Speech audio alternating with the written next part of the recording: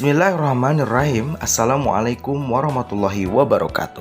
Selamat datang di perkuliahan Filsafat dan Sejarah Matematika. Dalam pertemuan-pertemuan ke depan, kita akan menelusuri hakikat matematika dari sisi filosofis, sekaligus memahami perjalanan panjang perkembangan konsep-konsepnya.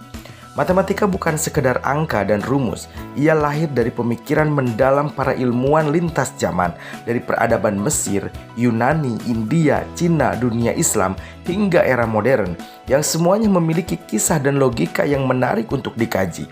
Melalui mata kuliah ini, kita akan mempelajari bagaimana ide-ide matematika terbentuk, mengapa suatu konsep dianggap benar, serta bagaimana pemikiran filosofis mempengaruhi metode dan cara kita memecahkan masalah. Saya mengajak teman-teman untuk aktif berdiskusi dan berpikir kritis, karena filsafat dan sejarah matematika bukan sekedar hafalan, melainkan perjalanan intelektual yang menumbuhkan wawasan dan kecintaan pada ilmu ini. Perkenalkan, nama saya Herdiana, Magister Pendidikan, lahir di kota Tasikmalaya 24 Agustus 1990. Saya menempuh pendidikan S1 dan S2 di bidang pendidikan matematika Universitas Siliwangi. Semasa kuliah, saya aktif berorganisasi dan pernah menjabat sebagai Ketua Badan Legislatif Mahasiswa Fakultas Keguruan dan Ilmu Pendidikan Universitas Siliwangi periode 2013-2014. Pengalaman ini mengasah kepemimpinan dan semangat dalam mengembangkan potensi diri serta lingkungan sekitar. Saat ini saya berkiprah sebagai dosen pendidikan matematika, sekaligus terus menginspirasi mahasiswa melalui peran sebagai pendidik. Selain berkarir di dunia pendidikan, saya juga dikenal sebagai pengusaha di 3 bidang. Yang pertama di percetakan, itu percetakan Suksesel. Kuliner ada makroni Kang Duseng dan seblak Hai Hai, serta olehan kimia Sabun Duseng. Saya memiliki komitmen kuat untuk menggabungkan peran sebagai pendidik dan wirausahawan guna mendorong pertumbuhan UMKM serta inovasi lokal di kota Tasikmalaya. Dedikasi tersebut menunjukkan visi saya untuk membangun sinergi antara pendidikan, wirausaha, dan pemberdayaan masyarakat. Pertemuan awal perkuliahan memiliki tujuan penting untuk menyamakan pemahaman antara dosen dan mahasiswa terkait kontrak perkuliahan. Mahasiswa diharapkan mampu memahami isi kartu rencana studi atau KRS serta silabus mata kuliah, sehingga kita mengetahui rencana pembelajaran, topik yang akan dibahas, dan jadwal kegiatan selama 1 semester. Pemahaman ini menjadi dasar agar proses belajar mengajar berjalan tertib dan terarah. Selain itu, pertemuan ini bertujuan menjelaskan sistem penilaian dan komponen evaluasi yang akan digunakan. Mahasiswa perlu mengetahui kriteria penilaian, mulai dari kehadiran, partisipasi tugas, kuis, hingga ujian tengah dan akhir semester.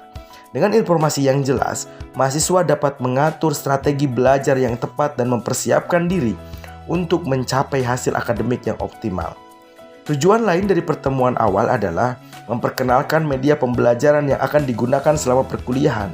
Dosen akan memberikan penjelasan mengenai platform, perangkat, atau aplikasi pendukung yang akan memudahkan proses pembelajaran, baik secara tatap muka maupun daring. Dengan mengenal media ini sejak awal, mahasiswa dapat menyesuaikan diri dan memanfaatkannya secara maksimal demi kelancaran dan keberhasilan belajar sepanjang semester. Mata kuliah ini diawali dengan deskripsi singkat yang menjelaskan ruang lingkup dan tujuan pembelajaran secara keseluruhan. Mahasiswa akan diperkenalkan pada pokok bahasan utama, metode yang digunakan, serta arah pembelajaran yang dirancang untuk mendukung proses pemahaman konsep.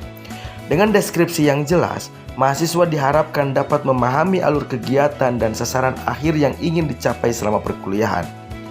Selanjutnya, kompetensi yang diharapkan menjadi fokus utama dalam perkuliahan ini. Mahasiswa tidak hanya memperoleh pengetahuan teoritis, tetapi juga keterampilan praktis yang relevan dengan dunia pendidikan matematika. Kemampuan berpikir kritis, pemecahan masalah, dan penguasaan materi secara mendalam menjadi bagian penting dalam kompetensi yang akan dikembangkan. Terakhir, mata kuliah ini menekankan relevansinya dengan bidang pendidikan matematika. Materi dan kegiatan pembelajaran dirancang agar sesuai dengan kebutuhan calon pendidik, sehingga dapat diterapkan dalam proses mengajar di sekolah maupun dalam pengembangan kurikulum. Dengan demikian, mahasiswa akan memiliki bekal yang kuat untuk menjadi pendidik profesional yang mampu menerapkan ilmu matematika secara efektif dan inovatif. Kontrak perkuliahan atau KRS berperan penting sebagai pedoman bersama antara dosen dan mahasiswa selama 1 semester. Dalam kontrak ini dijelaskan jadwal pertemuan serta rencana topik yang akan dibahas, sehingga mahasiswa dapat mempersiapkan diri sejak awal. Dengan memahami jadwal dan materi yang telah disepakati, proses pembelajaran diharapkan berjalan lebih terarah dan efektif. Selain itu, kontrak perkuliahan memuat kebijakan kehadiran dan toleransi keterlambatan yang perlu dipatuhi. Etika kelas juga menjadi perhatian, mencakup tata cara berdiskusi, melakukan presentasi, dan mengerjakan tugas. Hal ini bertujuan untuk menciptakan suasana belajar yang kondusif, saling menghargai dan mendukung tercapainya kompetensi yang diharapkan. Tak kalah penting, kontrak ini menjelaskan tata cara pengisian KRS dan prosedur perbaikan bila diperlukan. Dengan panduan yang jelas, mahasiswa dapat mengatur administrasi akademiknya dengan baik, menghindari kesalahan, serta memastikan keikutsertaan dalam perkuliahan sesuai aturan yang berlaku di universitas ini. Sistem penilaian pada mata kuliah filsafat dan sejarah matematika disusun untuk menilai seluruh proses belajar mahasiswa secara menyeluruh. Komponen penilaian terdiri dari partisipasi atau keaktifan di kelas sebesar 15%, tugas individu maupun kelompok sebesar 35%, ujian tengah semester sebesar 20%, dan ujian akhir semester sebesar 30%. Pembagian ini bertujuan mendorong mahasiswa aktif berpartisipasi, rajin mengerjakan tugas, serta mempersiapkan diri menghadapi ujian. Hasil akhir perkuliahan dikonversi ke dalam nilai huruf dan bobot angka. Nilai A diberikan untuk rentang 85-100 dengan bobot 4,0 yang menunjukkan prestasi sangat baik. Nilai B berkisar 70-84 dengan bobot 3,0 sebagai kategori baik. Sedangkan nilai C antara 55-69 dengan bobot 2,0 yang berarti cukup. Mahasiswa yang memperoleh nilai D dengan rentang 40-54 mendapat bobot 1 dan dinyatakan kurang memadai. Apabila nilai berada di bawah 40, maka diberikan nilai E dengan bobot 0,0 dan mahasiswa dinyatakan tidak lulus. Sistem ini tidak hanya menilai kemampuan akademik, tetapi juga mengapresiasi kedisiplinan dan keterlibatan aktif mahasiswa selama perkuliahan. Dengan memahami sistem penilaian sejak awal, mahasiswa dapat mengatur strategi belajar agar dapat meraih hasil yang terbaik. Materi perkuliahan semester 1 pada mata kuliah filsafat dan sejarah matematika mencakup pembahasan yang luas dan mendalam. Diawali dengan topik hakikat filsafat dan filsafat ilmu. Mahasiswa akan diajak memahami landasan berpikir filosofis dalam ilmu pengetahuan. Selanjutnya, pembahasan ontologi, epistemologi, dan aksiologi matematika memberikan wawasan mengenai hakikat keberadaan, sumber pengetahuan, serta nilai dan kegunaan matematika dalam kehidupan. Perkuliahan kemudian berlanjut pada kajian sejarah perkembangan matematika dari masa ke masa. Mahasiswa akan menelusuri peradaban awal dan kelahiran matematika. Dilanjutkan dengan pemahaman tentang matematika Yunani kuno, perkembangan matematika di dunia Islam, hingga peran matematika pada abad pertengahan Eropa. Pada tahap ini, ujian tengah semester akan mengukur pemahaman materi yang telah dipelajari. Bagian akhir semester membahas periode-periode penting lainnya seperti matematika pada masa Renaissance, perkembangan kalkulus, dan filsafat matematika modern. Mahasiswa juga akan melakukan diskusi kritis dan studi kasus untuk mengasah kemampuan analitis dan reflektif terhadap topik-topik yang dipelajari. Perkuliahan ditutup dengan ujian akhir semester yang menjadi evaluasi keseluruhan pembelajaran yang kita lakukan. Pada semester 2, materi dimulai dengan review konsep semester sebelumnya untuk memperkuat pemahaman dasar. Kemudian dilanjutkan pada metodologi penelitian filsafat matematika yang berfokus pada pendekatan ilmiah dalam memahami hakikat matematika. Selain itu, terdapat bahasan mengenai matematika dan teknologi modern, evaluasi matematika terapan, hingga perdebatan matematika abad ke-20 yang memberikan gambaran bagaimana matematika berkembang seiring perubahan zaman dan kebutuhan masyarakat. Pembahasan juga diarahkan pada pemikiran matematika kontemporer serta integrasi filsafat matematika dalam kurikulum sekolah yang penting untuk memahami keterhubungan antara teori, filsafat, dan praktik pendidikan. Pada pertengahan semester, mahasiswa akan menghadapi ujian tengah semester sebagai evaluasi atas pemahaman materi. Selain itu, kegiatan ini juga mengasah kemampuan berpikir kritis mahasiswa untuk melihat peran matematika tidak hanya sebagai ilmu eksakta, tetapi juga sebagai bagian dari perkembangan sosial, teknologi, dan filsafat. Selanjutnya, mahasiswa akan melaksanakan proyek mini penelitian yang dipresentasikan dalam bentuk proyek mahasiswa.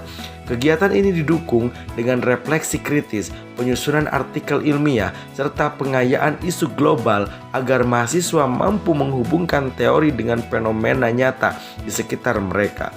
Untuk memperkaya pengalaman akademik, diadakan pula diskusi panel dan simposium mini sebagai ruang berbagi gagasan dan memperluas wawasan. Semester ini ditutup dengan ujian akhir semester yang menjadi evaluasi menyeluruh atas semua materi dan kegiatan yang telah dilalui. Metode pembelajaran yang digunakan untuk mendukung proses belajar mahasiswa, metode pertama adalah teori yang dilaksanakan melalui diskusi kelas guna memperdalam pemahaman materi.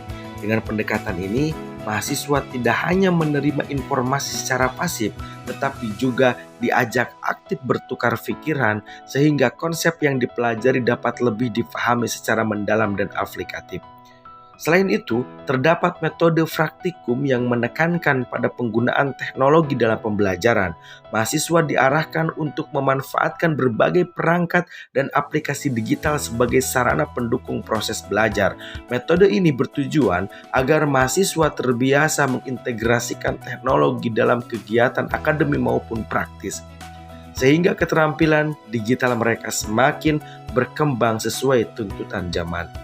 Metode berikutnya adalah pembelajaran berbasis proyek yang mendorong mahasiswa untuk belajar melalui pengalaman nyata dengan menghasilkan karya tertentu. Proyek ini menjadi wadah bagi mahasiswa untuk mengasah kreativitas, kemampuan analisis, serta kerjasama tim. Sementara itu, metode diskusi difokuskan pada sesi tanya jawab, di mana mahasiswa dapat memperdalam pengetahuan, mengklarifikasi hal-hal yang belum difahami, serta melatih kemampuan berpikir kritis. Dengan kombinasi metode ini, pembelajaran menjadi lebih interaktif, bermakna, dan relevan dengan kebutuhan mahasiswa. Aturan kelas yang menjadi pedoman bagi setiap mahasiswa dalam mengikuti proses pembelajaran. Aturan pertama adalah menghormati sesama, baik kepada dosen maupun teman. Sikap saling menghargai akan menciptakan suasana kelas yang kondusif, nyaman, serta mendukung terciptanya kerjasama yang baik antar individu. Selain itu, mahasiswa diwajibkan untuk mengerjakan tugas tepat waktu. Hal ini melatih kedisiplinan, tanggung jawab, serta manajemen waktu yang baik. Dengan terbiasa menyelesaikan tugas sesuai jadwal, mahasiswa akan memiliki keteraturan dalam belajar sekaligus menghargai proses akademik yang sedang dijalani. Aturan berikutnya menekankan agar mahasiswa tidak ragu untuk bertanya jika ada materi yang belum dipahami. Jika sikap aktif ini sangat penting untuk memperdalam pengetahuan sekaligus membangun komunikasi dua arah dengan dosen. Terakhir, mahasiswa diingatkan bahwa menyontek dilarang keras karena tindakan tersebut tidak hanya merugikan diri sendiri, tetapi juga mencederai nilai kejujuran. Dengan mematuhi aturan-aturan ini, proses pembelajaran diharapkan berjalan lebih efektif, jujur, dan penuh rasa tanggung jawab. Ayo bertanya, karena bertanya bukanlah tanda kelemahan, melainkan bentuk keaktifan dan rasa ingin tahu yang tinggi. Melalui pertanyaan, diskusi akan menjadi lebih hidup, pemahaman semakin mendalam, dan suasana belajar terasa lebih interaktif serta menyenangkan. Jika ada perlu, silahkan hubungi saya di email herdiana2408990@gmail.com, telepon atau WhatsApp 0878 3466 3053, atau bisa langsung bertemu di kampus juga ya. Nah, mungkin itu saja yang bisa saya sampaikan di dalam pertemuan ini. Mudah-mudahan bisa bermanfaat, khususnya bagi saya sendiri dan umumnya bagi kita semua. Terima kasih kepada semuanya. Assalamualaikum warahmatullahi wabarakatuh.